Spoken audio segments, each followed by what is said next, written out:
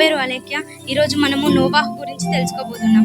నోవాహు తన కుటుంబాన్ని ఏ విధంగా రక్షించుకున్నాడో మనం ఈరోజు తెలుసుకోబోతున్నాం. ఇక్కడ మనము ఆదికాండము 6వ అధ్యాయంలో చూసుకున్నట్లయితే, తాను భూమి మీద నరులను చేసినందుకు యెహోవా సంతాపము నొంది తన హృదయము నొచ్చుకొనెను. అప్పుడు యెహోవా, నేను సృజించిన నరులతో కూడా జంతువులను, పురుగులను, ఆకాశ పక్షులను ఏలయనగా నేను వారిని సృజించినందుకు సంతాపము నొందెను అని దేవుడు ఇక్కడ మనకు చెప్తాడు. ఇక్కడ ఏంటంటే, దేవుడు మనల్ని తనకిష్టానుసారంగా మనల్ని తయారు చేశాడు. కాకపోతే మనము దేవునికి ఇష్టానుసారంగా జీవించట్లేదు. లోకంలో ఉండి లోక పాపాలు చేస్తున్నాం. లోకంలో ఉన్న పాపాలని మనం చూస్తున్నాం. అట్లా మనం చేయడం వల్ల దేవునికి మనము చాలా దూరం అవుతున్నాం. మనము దేవునికి ఇష్టానుసారంగా జీవించాలి. ఇక్కడ 8వ వచనంలో మనం చూసుకున్నట్లయితే, అయితే నోవాహు యెహోవా దృష్టికి కృప పొందిన వాడయ్యను. యెహోవా వంశావళి ఇదే. నోవాహు నీతిమంతుడు, తాను తమతో నిందారహితుడై ఉండెను. నోవాహు దేవునితో కూడా నడిచినవాడు. చూసాడా, దేవుడు ఇక్కడ మనకు ఏం చెప్తానంటే, అక్కడ ఆ లోకం మొత్తం పాపంతో కూడిపోయినప్పుడు నోవాహు ఒక్కడు మాత్రం దేవునికి ఇష్టానుసారంగా జీవించిన వాడాయిండు. ఆయనే దేవునికి కృప పొందిన వాడుగా దేవునికి కనిపించిండు. కాబట్టి దేవుడు తన పట్ల ఒక గొప్ప ప్రణాళిక కలిగి ఉన్నాడు. ఇప్పుడు దేవుడు మన పట్ల ఏం ప్రణాళిక కలిగి ఉన్నాడు? లోకంలో అందరు పాపాలు చేస్తున్నారు కదా, ఆ పాపంలో దేవుడు ఇక్కడ కూడా లోకంలో ఎన్నో పాపాలు జరుగుతున్నాయి. కాకపోతే దేవుడు మనల్ని ఎంచుకోవడానికి ఒక కారణం ఉంటుంది.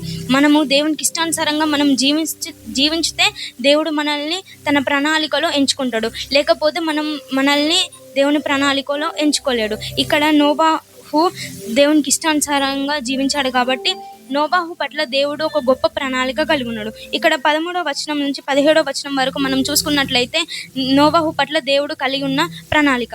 నోవాహుకి లోకం మొత్తం పాపంలో ఉన్నా కానీ దేవునికి ఇష్టానుసారంగా నోవాహు జీవించాడు కాబట్టి ఆ ప్రణాళికలో దేవుడు వాడుకున్నాడు. ఆ ప్రణాళిక ఏంటంటే, దేవుడు ఒక మంచి ఓడని ప్రిపేర్ చేయమని చెప్పిండు. ఆ ఓడని ప్రిపేర్ చేసిన తర్వాత రకరకాల జంతువులని తీసుకొని వచ్చారు. ఇక్కడ దేవుని పట్ల నోవాహు విశ్వాసం కలిగి ఉన్నాడు. కావున దేవుడు అతని పట్ల గొప్ప ప్రణాళిక కలిగి ఉన్నాడు. ఆ ప్రణాళిక నోవాహు దేవుని పట్ల విశ్వాసం కలిగి ఉండడం వల్ల నోవాహు దేవునికి ఇష్టానుసారంగా జీవించడం వలన నోవాహు తన కుటుంబాన్ని రక్షించుకోగలిగిండు.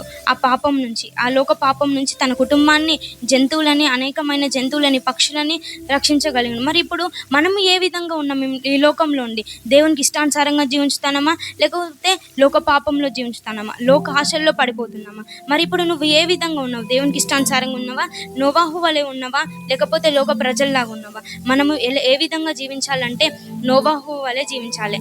ఇప్పటికైనా మీ పాపాలు మీరు ఒప్పుకొని ప్రార్థించండి. యేసయ్యా, మా పాపాలను క్షమించండి తండ్రి. యేసయ్యా, నీలో మేము జీవించే విధంగా మమ్మల్ని మార్చండి తండ్రి అని మనం ప్రేయర్ చేసుకోవాలి. యేసయ్యా, మీరు మా పట్ల గొప్ప ప్రణాళిక కలిగి ఉండండి. నోవాహు పట్ల ఏ విధంగానైతే మీరు ప్రణాళిక కలిగి ఉన్నారో ఆ విధంగా మా పట్ల గొప్ప ప్రణాళిక కలిగి ఉండండి అని మనం ఎప్పటికీ ప్రేయర్ చేసుకుంటూ ఉండాలి. అప్పుడు దేవుడు మన పట్ల గొప్ప ప్రణాళిక కలిగి ఉంటాడు. అంతేగాని మనము లోకంలో జీవించినట్లయితే మనము దేవునికి దూరం అవుతాం. అందుకనే మనం లోకంలో జీవించొద్దు. లోకాశల్లో మనము ఎన్నటికీ ఉండొద్దు. నోవాహు వలె మనం జీవించాలి. Thank you.